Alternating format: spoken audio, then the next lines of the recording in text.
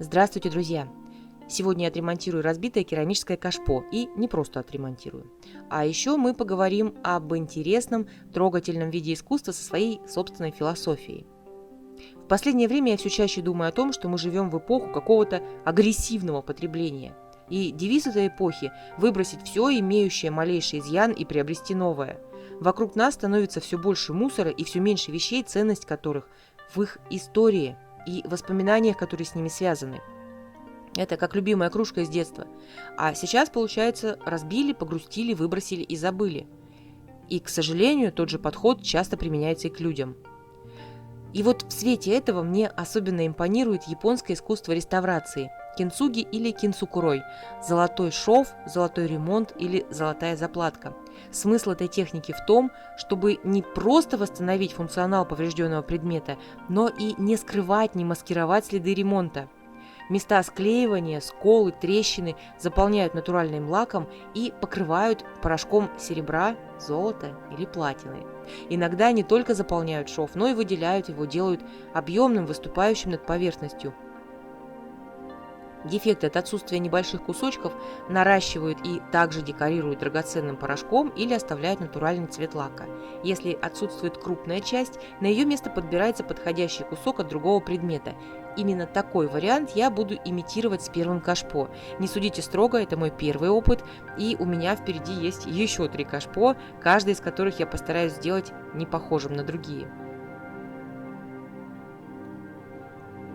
Краткий смысл философии кинцуги в том, что предмет, как и человек, не становится хуже от ударов судьбы. Невзгоды и проблемы – это просто его история, которая только делает его ценнее. И не стоит тратить усилия на маскировку несовершенства. Его нужно принять и постараться сделать сильной стороной. И это тоже относится не только к предметам. В мире кинцуги называют искусством превращать поражения в победы, и этим искусством уже серьезно интересуются современные дизайнеры посуды, мебели, украшений, интерьера, визажисты и скульпторы. Уверена, что интерес к этому виду искусства, если еще не появился, то обязательно появится и у психотерапевтов. На самом деле техника кинцуги очень медитативная и символическая. Она действительно может реально помочь человеку, который уверен, что сейчас его жизнь разбита и ничего хорошего впереди больше нет. Бережно собрать осколки и превратить шрамы в искусство. Возродить предмет, попутно исцеляя свою душу. По-моему, в этом точно что-то есть. Я даже не могу сказать, что в кинцуге мне нравится больше – эстетика возрожденных предметов или это философия.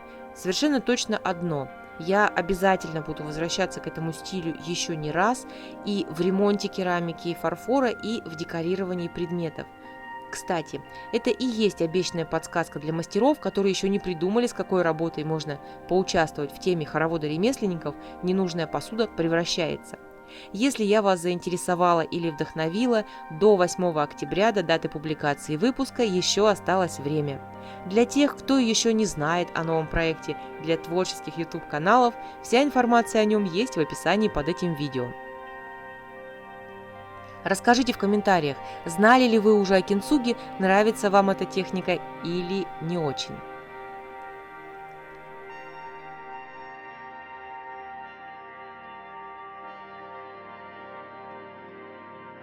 Что мне хотелось бы отдельно сказать про стол, который вы видите сейчас на фотографии. Столешница этого предмета мебели была отлита из бетона, на самом деле разбита и реально восстановлена в технике кинцуги.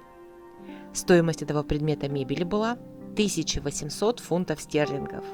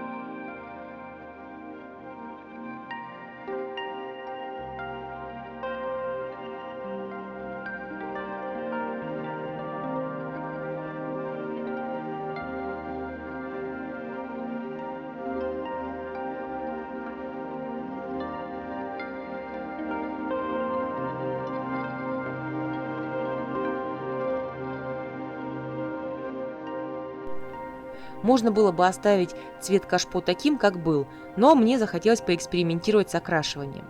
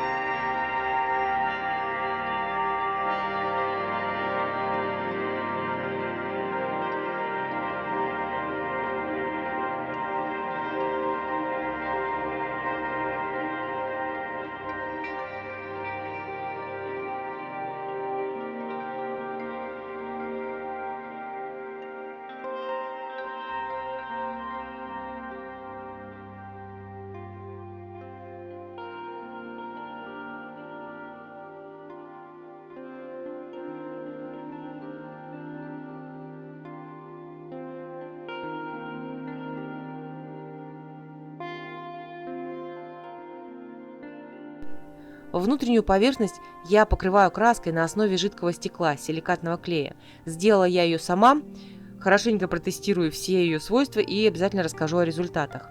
Позже я дополнительно закрою кашпо изнутри водостойким лаком. На ту же краску приклеиваю кусочки бумажной салфетки. Просто декорировать также в стиле кинцуги кашпо изнутри было неудобно, да и смысла особого не было. Но и оставлять трещины не хотелось. Эта вещь совершенно точно не будет стоять бесполезно на полке и пылиться, она будет работать.